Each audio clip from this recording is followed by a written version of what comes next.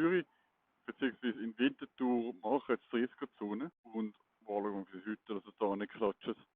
Machen jetzt 30er-Zone und ich finde das richtig krass, weil das Problem ist, was ich noch echt witzig gefunden habe, sie haben in der einen Länder haben sie 30er-Zone gemacht, dann haben sie gesagt, ja, weil sich die Luft angeblich so verbessert hat, machen sie das jetzt wieder rückgängig.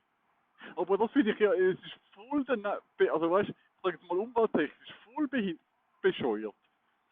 Du tust für die Umwelt die Diskussion abmachen. Grundsätzlich sei es angeblich besser gewesen.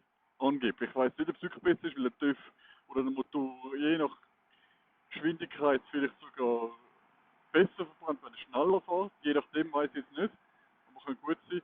Aber sagen wir mal, es ist wirklich besser gewesen mit der Luft. Warum tun sie es wieder zurück? Warum tun sie es wieder zurück? Rückgängig, man kann das kapieren nicht ganz.